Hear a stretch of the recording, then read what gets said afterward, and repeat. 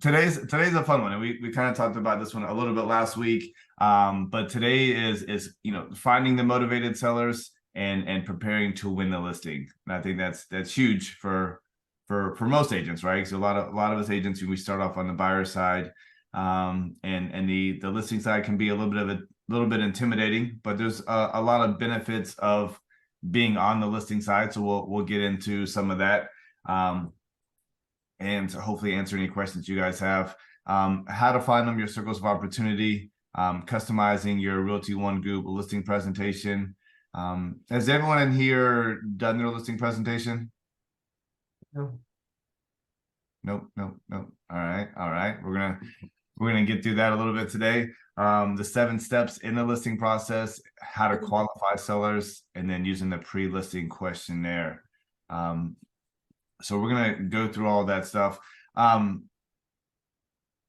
Besides, I think, Kathy, you haven't done listings, right? You've done mostly stuff on the buyer side. Me? Yes. Oh, sorry. I haven't done anything here in North Carolina. Gotcha. Okay. So for everyone else, including you, what are some benefits to being on the listing side?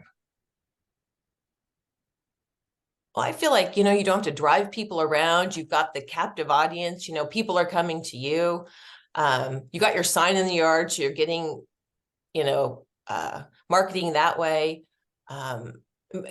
Almost always the listing sells, so you almost have a guaranteed sell. Right. Anything else? Maria, Denise, you just sold your house. Daniel, Tony. I guess on the listing side, you sort of get to control the market as well, don't you? Yeah. What else do you get to control being on that side? Anyone else? The commission splits.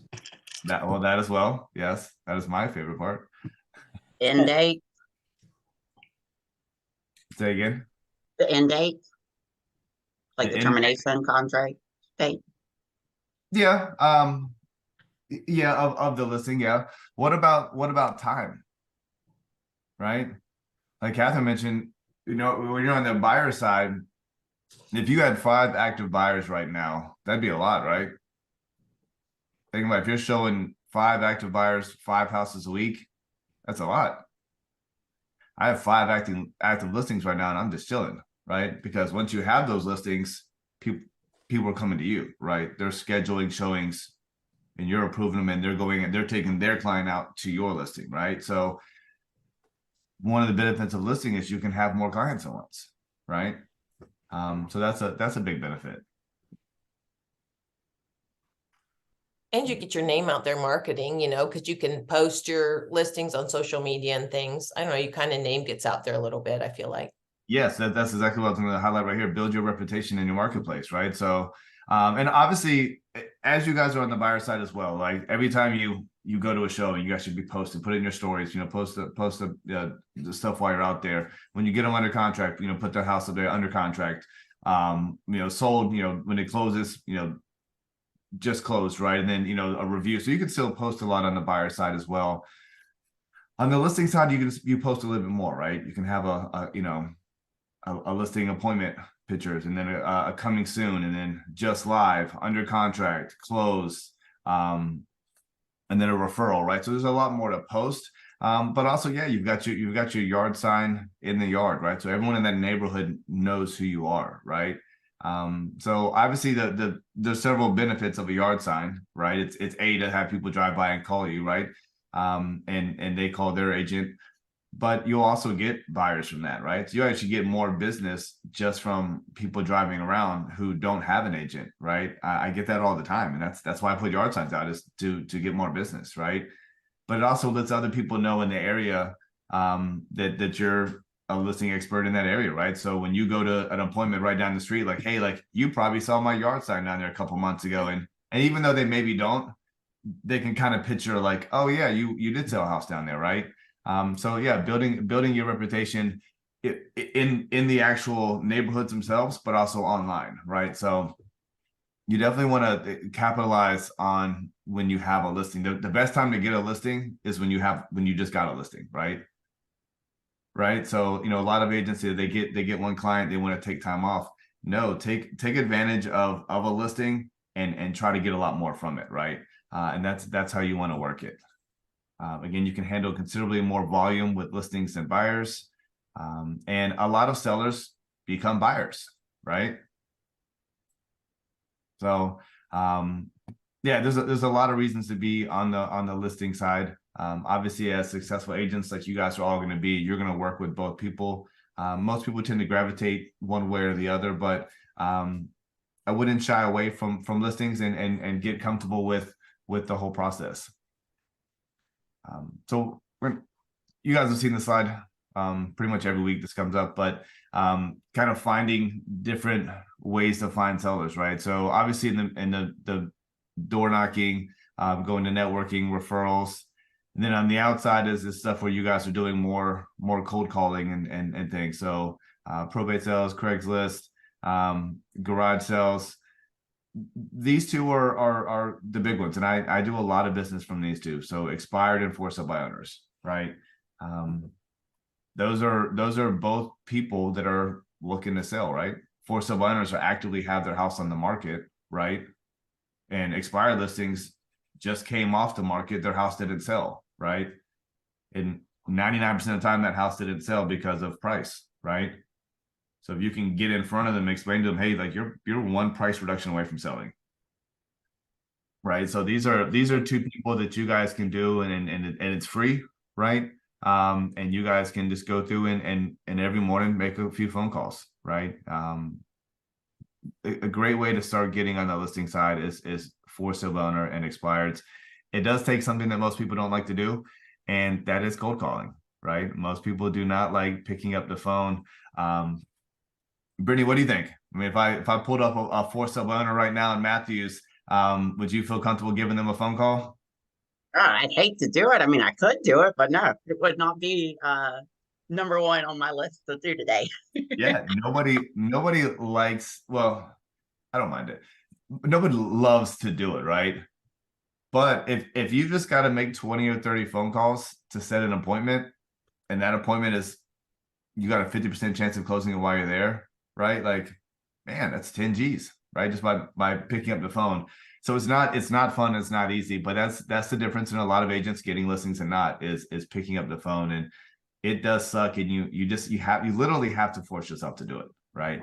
I got comfortable with that early on, and that's usually my morning, and we're going to go through that here in just a minute, but that's usually part of my time blocking is calling every morning. And normally 9 to 11 is my calling. Obviously on Mondays I teach this class, but if you guys weren't out here with me, I'd be blasting the phones, right? And that's, I try to set up my week. I call in the morning and try to set up appointments for the afternoon. So everyone does a little bit differently. Obviously there's leads you can buy. There's a million different ways to get it. But obviously as a new agent or newer agents, do things that aren't going to cost you guys money, right? Don't go out spending a ton of money on stuff that's probably not going to work. When a lot of this stuff it's free.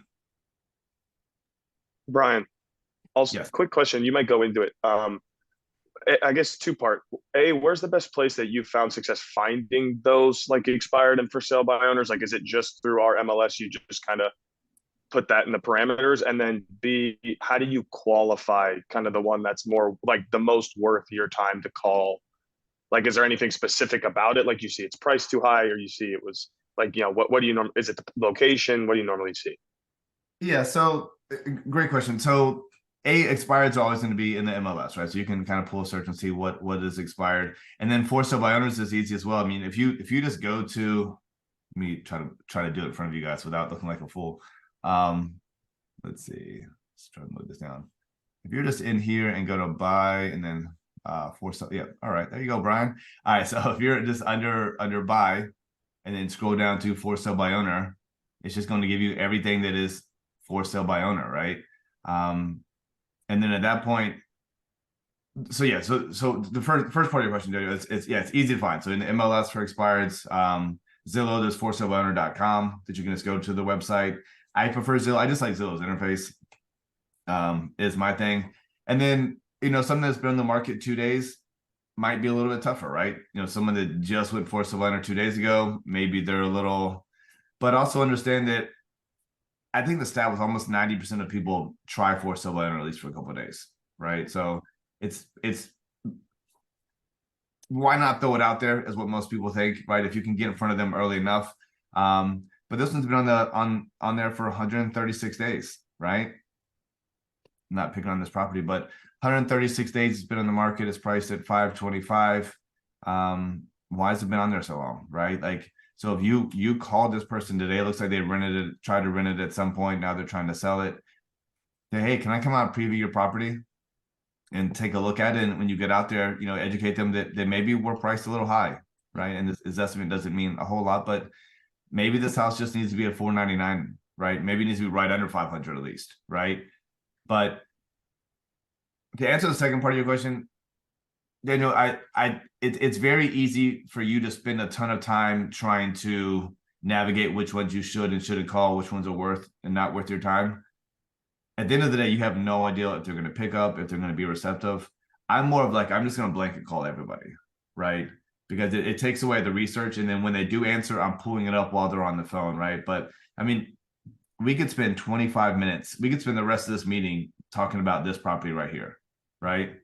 And if I call them and they don't answer, man, I just wasted 25 minutes of research for somebody that's, maybe his sister's, maybe his wife's a real estate agent and they're going to try for somebody for another week and they go to her, right? It's like you spending so much time on one property trying to narrow down which one's best for you.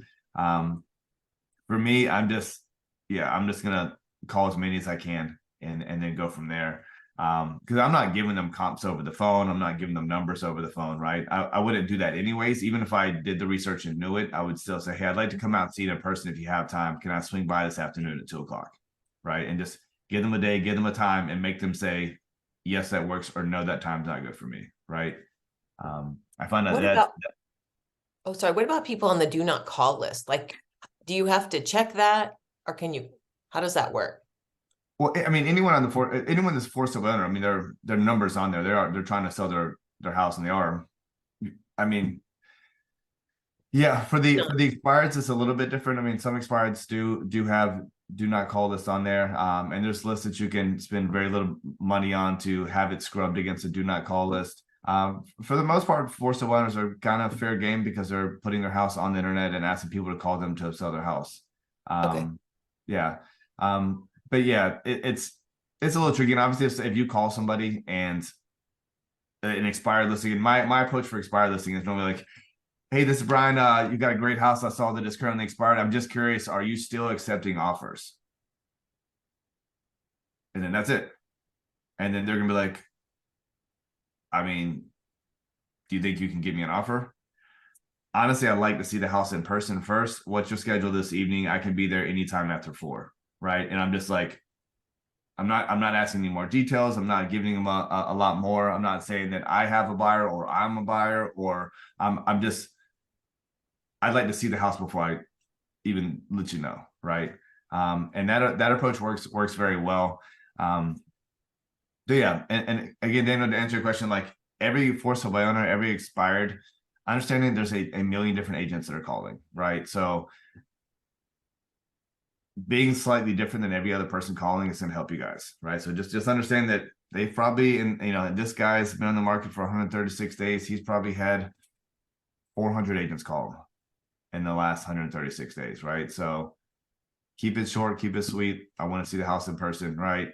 And that's up to you on how far you guys are willing to drive. Me, I'll hop in my car and drive an hour in a heartbeat on the off chance I make 10 grand, right? If your territory is smaller, then shrink the circle down, right? And just call the ones that you're willing to drive to. But understand a lot of agents only want to talk over the phone and they're not willing to drive out to the house. And that's why I'm like, hey, I'm going to come out to your house this afternoon. What's a good time for you? Right. And they're like, oh man, this person's going to come to my house. Like I respect that. Right. So that's usually my kind of approach.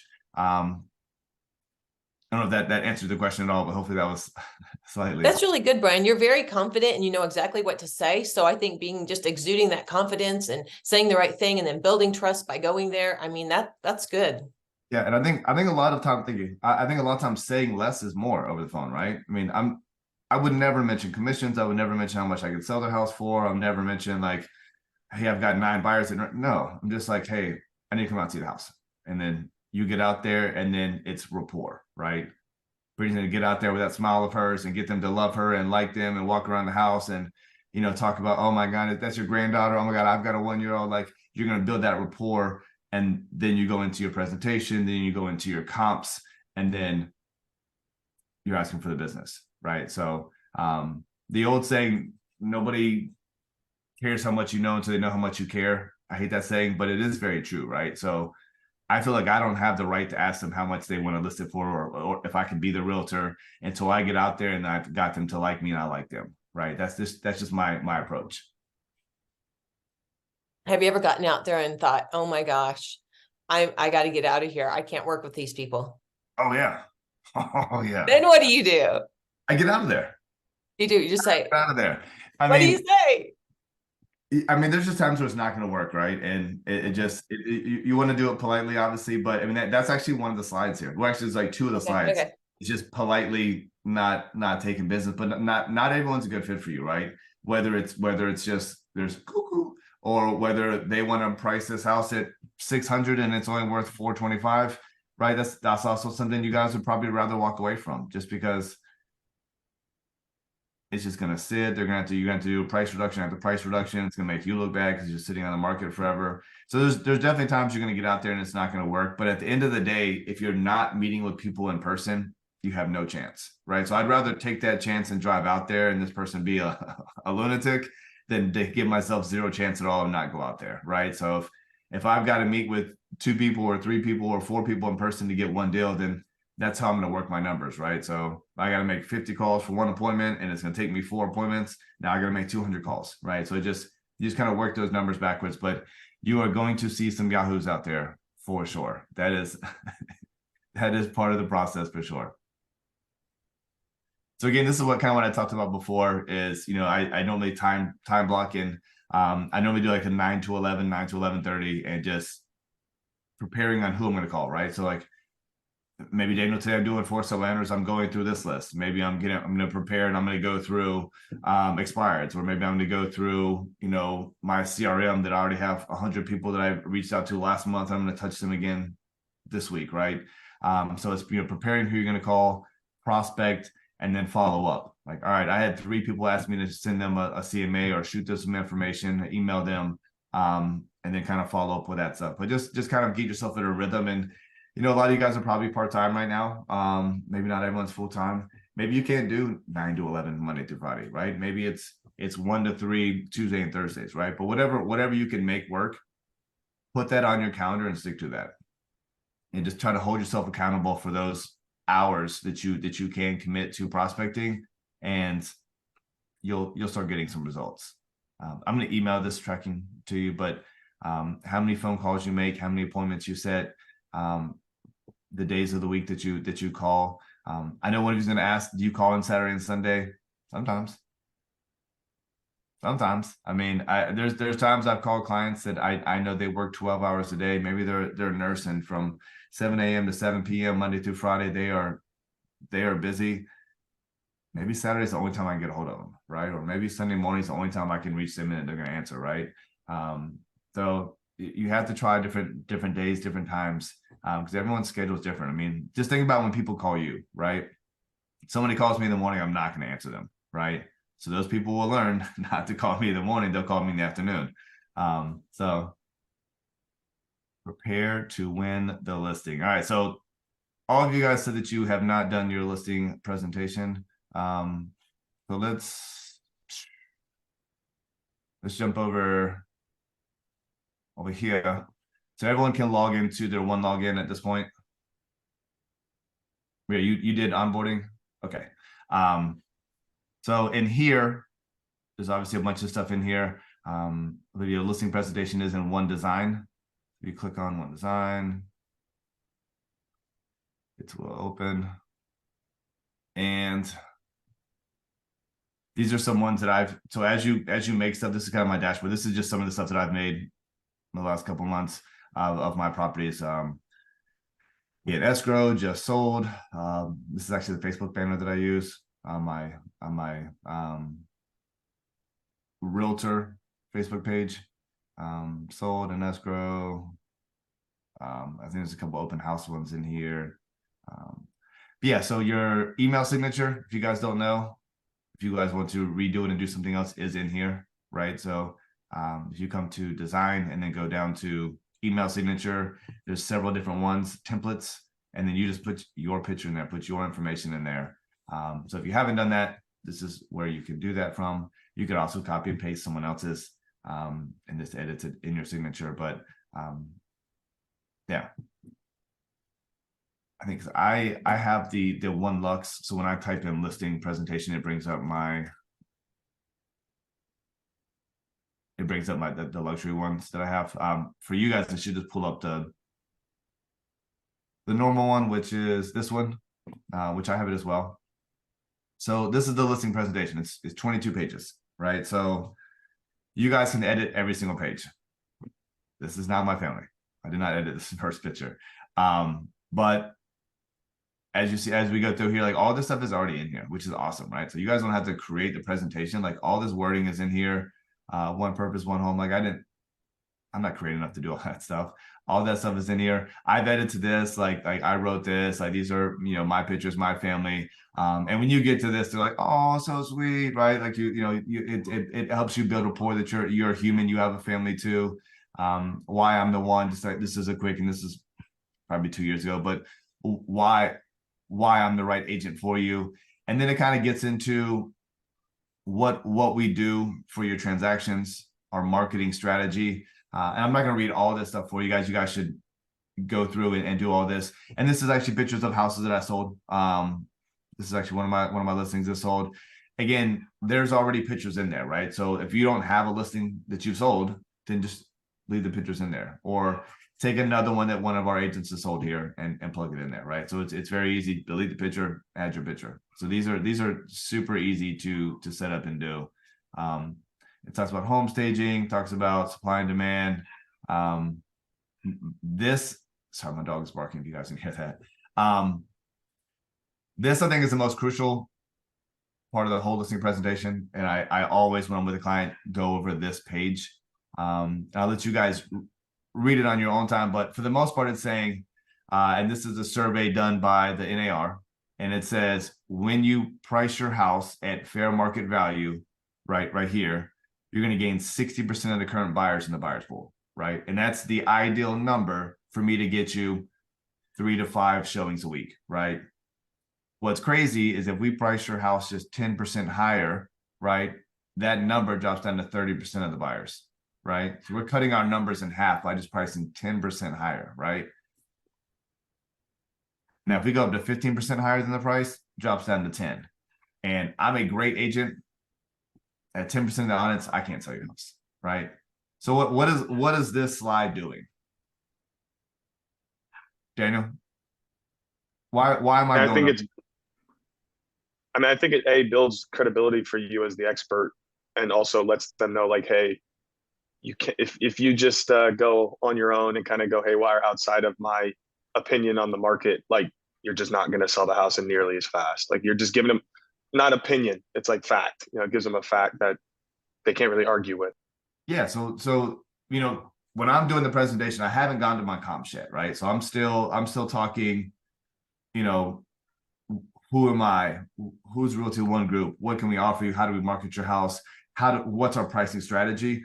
And when I get to this part, in their head, their number's always high, right? But if I hit this slide correctly, when I get done with this and I get to the comps and say, all right, well, how much do you think your house is worth? Maybe originally they were thinking 500. Maybe after them seeing this, maybe it's 450, right? Maybe I'm trying to get that number to come down to a more realistic number by saying, hey, if we start too high, it's gonna be harder to sell. And this slide shows you that you really have 2 to 4 weeks of peak energy, excitement, and enthusiasm for your listing before that number starts going down, right? So these coincide, right? So if we price too high, right, we're going to be over here, and it's going to end up selling for less than if we just price where it should have been. We could have actually sold it way up here, right? So it's one of those things. I can make you more money by pricing it for less. And here, when you tell that to someone, they're like, what did you just say? Think about it. I can make you more money by pricing your house for less because it'll sell quicker and it'll sell for more, right? So that's the kind of strategy that you want, and they'll appreciate that, right? They'll appreciate that you're trying to get their house to sell quickly, and you're gonna have people say, "Well, I'm not in a hurry to sell. I have a tenant in it. I don't care if it takes 3 weeks or 3 months. I'm not in a hurry." There you are. Every day that your house is on the market, the value gets less, right? So even though you're telling me you're not in a hurry, every day that it sits there, it's losing value, right? And you can explain to them, like, when you're looking at a house on Zillow, Mr. and Mrs. Seller, when you see a house is on the market for 2 days, you're very excited about it, right? If you look at an exact same house and it's been on the market for 48 days, what do you think? Something's wrong with that house, right? And where would your offer be on that 2-day on the market house versus 48 days on the market, right? The 2 days is probably going to be over. The 48 days is 100% going to be less, right? So this to me is the most important slide. So go over this, practice this in the mirror, pitch this to your husband, wife, girlfriend, brother, hamster, whatever you got. Practice saying this out loud so you can say this in front of a client, because this again, like Dave said, this makes you the expert, right? And when you guys are out there, whether you've done 5,000 listings or you've done no listings, right? You are the expert because you guys are a licensed real estate agent and you have this knowledge, right? So pricing is important. I'm not gonna read over all this one. Maximum exposure. Read over this. I You have a guys- question. Yes. Do you usually get a lot of clients when you're on that slide that they just want to jump into how much is it worth? No. Sometimes you will because you're talking about price. But I try to just kind of keep it rolling. But yeah, I mean, sometimes you'll have that price. Now, look, I brought a few more things I want to show you real quick, and then we'll jump into some pricing. And that's usually how I just kind of like, I've got a few more things that I put together for you. Let me show you real quick, and then I'm going to bring out my comps. But yeah, that's a great question because obviously you're talking about price, so that does come up. But you want to have this conversation before you have the conversation about the price, right? Because if you do that first, then they're just not going to listen to this later, right? So if you do it in the right order, it works a little bit better. Social media, our apps. Look at this little nugget. Oh, that's so long ago. Oh my god. Blah, blah, blah. You guys can put, I mean, obviously you guys don't have past clients. You can delete the slide, right? There's a couple slides in here that you don't have to put all this stuff. You can just delete the slides out, right? So yeah, this is the exact same listing presentation you guys will have, right? And you guys can edit if you want. Because I'm a One Lux agent, this is mine. It looks slightly different, but all the information is the exact same, right? It just looks a little bit different, but I mean, everything else is the same in here. I've edited. It's got that same slide that we just showed you right here, right? So it's all in there. But yeah, spend some time this week, next week, download the listing presentation, edit it, make it your own, and then practice how you would go through it, right? And when you would go through it, right? Like, hey, like in an ideal world, right? You guys have got there, you built rapport, you've walked around the house and say, hey, look, I brought some stuff with you. You know, do you mind if we sit down at the kitchen table, right? You know, find a place to sit down so you can go over this information with them and then present that to them. Do you present it on your laptop or an iPad? I know do it doesn't on matter, iPad. but huh? Yeah, I'm on my iPad. Yeah, so I mean, you guys can do it however you want. I mean, last week I left my iPad at home, and I was at my office, and I had my laptop, so I took my laptop, and it worked. You know, the exact same, right? I actually have the listing presentation printed out as well, in case for whatever reason a battery's dead, I can't get it to work.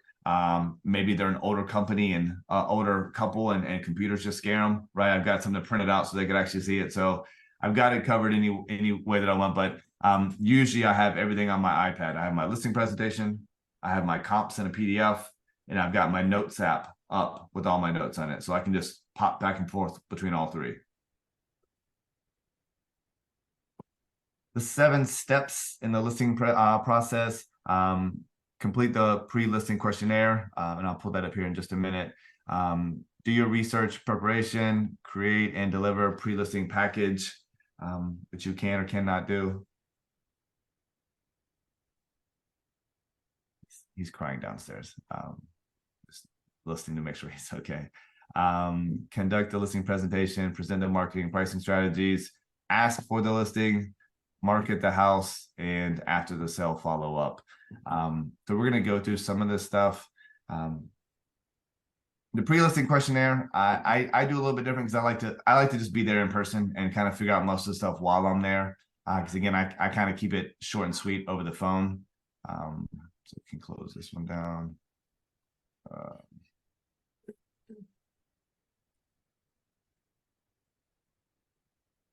Comps one. Here we go. Pre-listing questionnaire. So this is just some basic information. I'll email this to you guys as well. But it's just basic stuff. Have you tried to sell your house before? Do you plan on interviewing more than one agent? You know, what type of house you have, brick siding, garage, just basic stuff about their house. If you I want like your idea, Brian, of keeping it simple. Like we can research some of this stuff ourselves, but keeping it simple and making that rapport before you get into too much detail. I think that makes a lot of sense. Yeah, I mean, some of the stuff is it's good to know, but obviously if I pull up Zillow, and I mean, I can see that the house is brick. I can, you know, Right. Have they tried to sell the house? I mean, you can kind of see that. I mean, you know, it hasn't been on for sale or hasn't been listed before. So a lot of stuff you can see. I do think the one question of, are you planning on talking to more agents? I feel like asking that question is someone came into my house and for example, I've got a pest control guy and he came to my house. He's like, well, are there any other pest control guys you want to talk to? My natural reaction is gonna be like, of course, yeah. Because that answer immediately means you can't close me today, right? Right. So asking that question kind of invites them to be like, yeah, I'm gonna talk to 4 other agents actually. So thanks for coming out. Give me your card and I'll call you back, right? Versus if you just go out there and they like you and you do a good job, right? There's no reason for them to not do business with you today, right? And that's kind of my approach. It's okay to say no. And this is kind of what you brought up early. I only work with motivated, qualified, and realistic sellers. So again, whether that's price, whether it's timing, whether it's just their expectations of what you can do, you know, there's polite ways to say it's not a good fit. I'm afraid that we're not the best match for doing business at this time. You don't have to do business with everybody, right? Obviously you shouldn't be out there just willy-nilly turning down business, but if they're a good fit or you feel like they're going to like jeopardize your reputation or your career, then obviously walk away from that. Absolutely.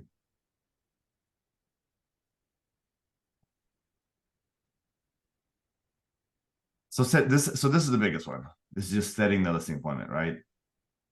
So at the end of the day, like if you guys don't get in front of somebody in person, you have 0 chance of getting that listing, right? So it is at the end of the day, you have to ask for the appointment, right? And that is uncomfortable for a lot of people, right?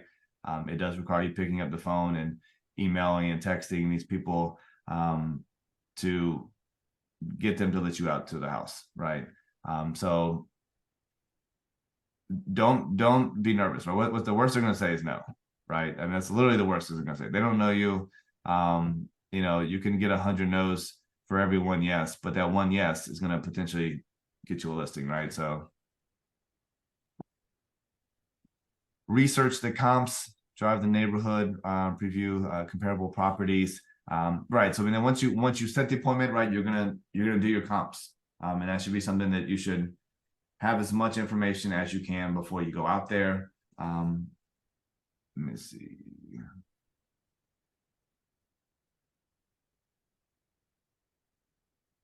So this is a listing I went to about 2 weeks ago. This is the notes I took on it. So I brought these notes out.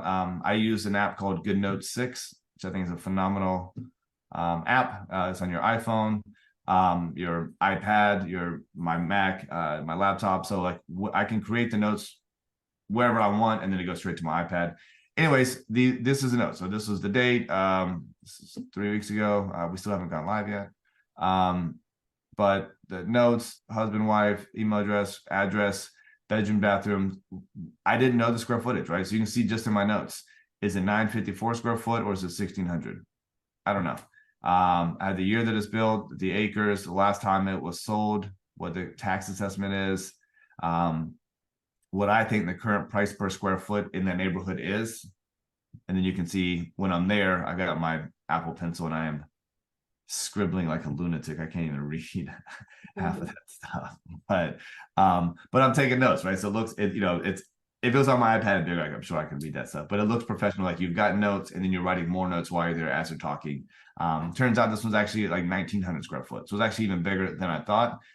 Some houses you're gonna know exactly what it is before you get out there. This one I was pleasantly surprised because it was bigger than I thought, right? So that's good. So these are the notes that I had on it. This is the email that I made my comps, saved it as a PDF. I had this and I emailed it to myself. So it's on my laptop and I can pull this up while I'm there. So this is just the property details that you find in Real as Taxed. And again, this doesn't have the square footage correctly in here, but it gives me a rough idea, like who's on the deed, right? So I have that information. It's going to give me, again, tax assessment, all this stuff, the actual acreage, when it was built, type of house. It's a split level. They think it's worth 280 to 335.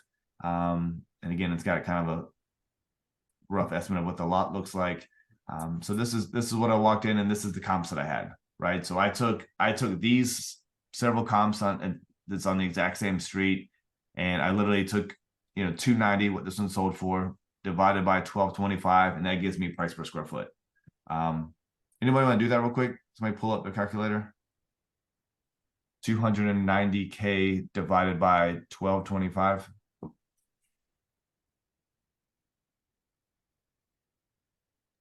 That's $23,200.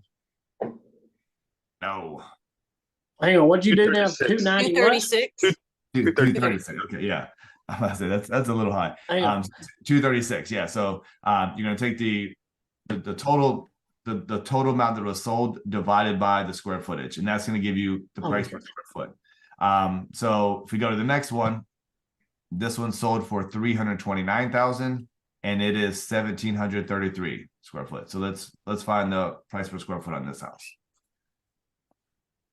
193.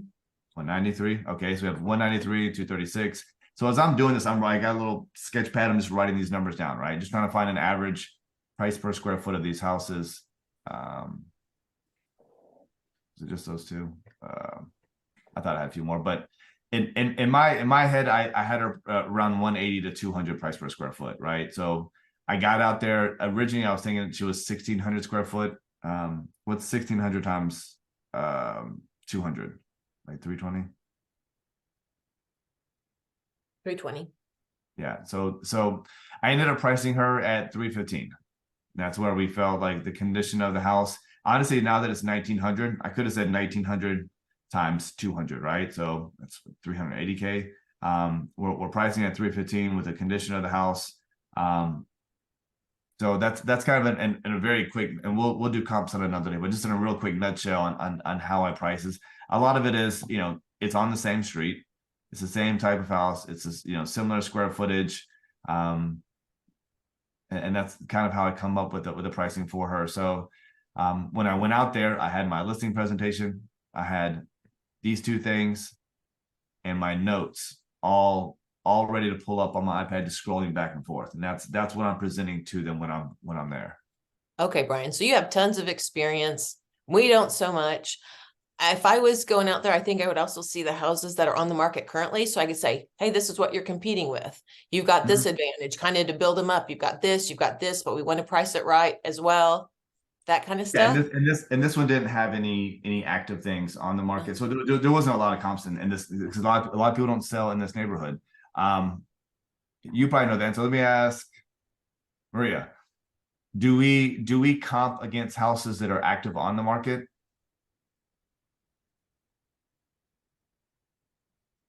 Sorry, I have cranberries around me. Do we comp? Do we comp against houses property? that are properties that are active on the market? No, we comp with existing sales with because we need the market to base our price, right?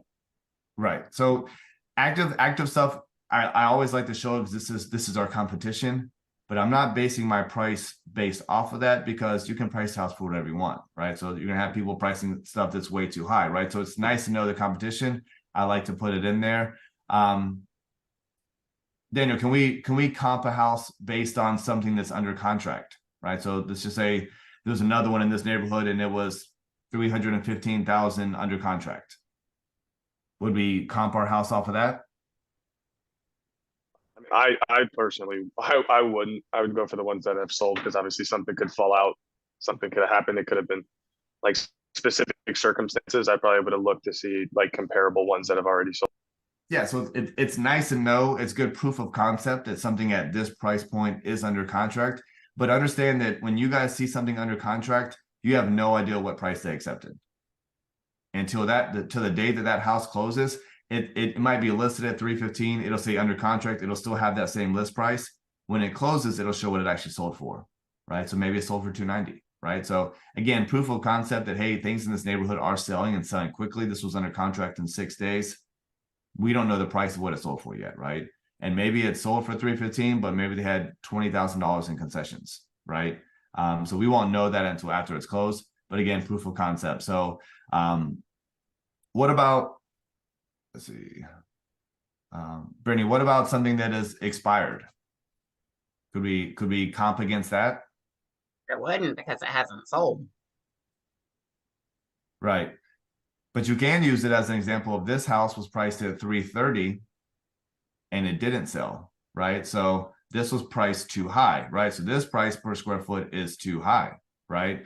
So again, you know, the ones that are sold are always going to be your best comps. It's nice for active because you know the competition. It's nice for under contract because it's good proof of concept, and it's good for expired because you know where not to price it, right? Sold is obviously your best, but if you can have a list of 2 to 3 of each of those in your comps, that would be ideal, right? So that's in an ideal world. Catherine, yeah, you're right. I would have loved to have more stuff on that one. I'm not sure why I did. I just think that was the only thing that sold recently. But ideally, you have a lot more stuff, and then you can go through those comps and explain to them why you think you should price it where you have it at. Realistic question, Brian, question. Yeah. Quick, sorry. If you're in a place and you got a listing and the comps, it's like you're in a neighborhood and a lot of the houses are similar, right? It's pretty easy to find comps. But if you're out in maybe like an area where there's more space, a little more rural, like what are you think the key things that you use for comps? Yeah, so I typically start off within 6 months, within 0.25 blocks that is sold, right? And ideally in the same neighborhood, right? So I mean, there's times where like 0.2 blocks can be your neighborhood and a luxury neighborhood across the street, and those price per square foot is going to be way higher, right? So ideally it's in the same neighborhood. When you get out in the sticks, there's times you have to go a mile out, 2 miles out. Sometimes you have to go 9 months back. Sometimes you have to go a year back, right? And then just find things that are very similar. So maybe your property, your subject property is on septic and well, right? So try to find a similar property that's sold septic or well that's not in the neighborhood, right? So sometimes you have to go farther back and sometimes you have to go farther out. But yeah, I mean, obviously if you can start close, that's the best. But when you go rural, oftentimes you have to go half a mile out to find that similar stuff. And just try to find properties that are similar, that if they're in the neighborhood, find something else in the neighborhood. If they're not in the neighborhood, find something else that's not in the neighborhood. Well, in the same school district, because that can make a big difference too, school districts. Yeah, so ideally as close as you can possibly get is always best. If you get something on the same street, it's like, hey, like you probably know them, like, oh yeah, that's Margaret. She was a crazy lady. Yeah, she didn't take care of her house. Like, well, that one sold for 290. Right? Let's compare your house to that house, right? So the closer it is, the more likely they're gonna know those people as well. I'm gonna email you this as well, the pre-listing questionnaire. This is just kind of basic stuff that you're gonna see the majority of the stuff while you're walking around and you're doing that walkthrough when you first get there. But these are some of the things like, how old is the roof? Like that's a question you always want to ask. How is the heat pump? HVAC. There's just certain things you're going to want to ask. Obviously, do they have granite? You're going to be able to see that when you walk through. When did you put that in? Right. So just try to find as many. And again, that's kind of what I have on my notes, wherever it is. I wrote down like what her mortgage was. She owes $30K left on her mortgage. The siding is 10 years old. The roof is 2 years old. Look at me reading my own work. What she does for a living, where she's gonna buy, right? So like, what area are you looking to buy? Do you want to move? She wants to move into a condo, right? So just kind of taking notes on the different stuff that she's giving me while I'm there. Lord knows what this says. Yeah, so just write down as much as you can while you're there. We've already went over this.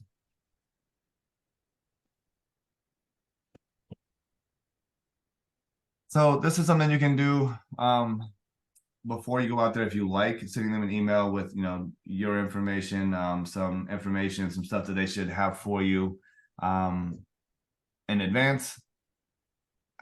I don't personally do this, but it doesn't hurt to do this. I'll email this to you guys as well. This is kind of a, you know, pre-listing. This is, hey, I'm coming out, like, you know, I'm gonna need to know your HOA information. I'm gonna need a key. I'm gonna need your mortgage statement. So yeah, it's a different approach than the way that I do it. A lot of people do this and it works well. So I'll send it to you guys and you guys can read over it and see what you guys think about it. Yeah.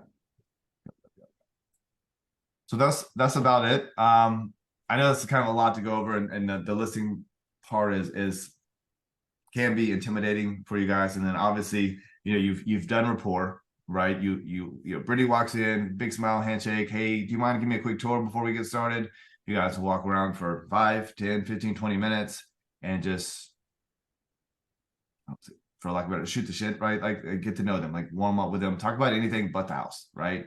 Like, get to know them, get to like you. And then, all right, well, I've put some information together, let's sit down at the kitchen table, and then you're gonna go over your presentation, right? So it's rapport, do the walk around, sit down at the kitchen table, go over the presentation, then do your comps, and then paperwork, right? And that's the paperwork is, hey, honestly, I like you guys. You know, you guys are wanting to sell the house quickly.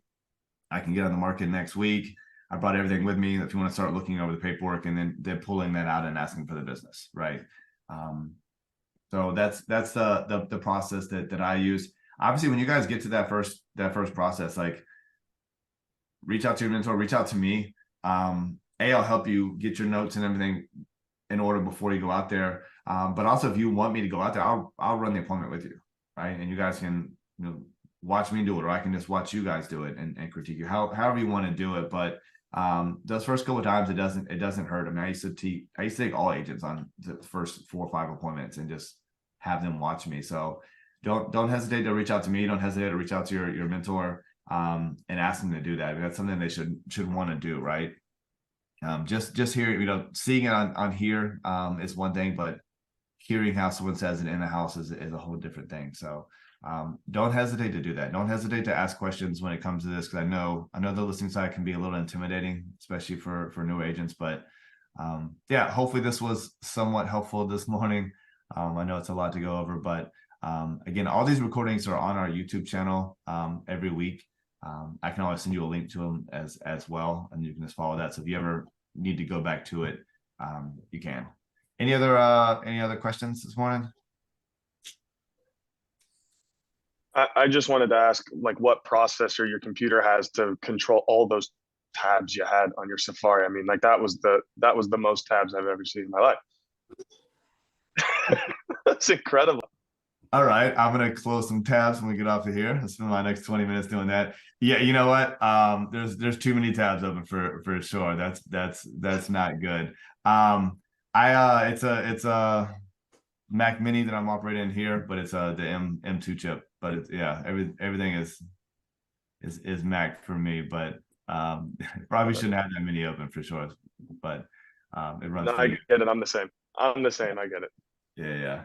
Any other questions? Was this helpful for you guys? Yeah. Good. All right. Well, if you guys need anything in the meantime, again, what are we gonna do this week? Download the listing presentation, make it your own, customize it, put your pictures, put your about you, and then practice doing that with your husband, wife, spouse, dog, whatever. So that you could feel comfortable doing that. So hope everyone has a great week, and we'll see you next Monday. Okay, let's see the little guy. I hear him. Let's see him. He's downstairs. I'm about to. Oh, okay. There's the I'll little find- guy. Oh, there's another one here. There's another one here. Yeah. Brittany, you guys Have a have great one, week. I think we Hello. got a few in here today. Hello, Elaine. Wow, you're got your hands full. Yeah. Have a great week. All right, guys. Later. Bye, thank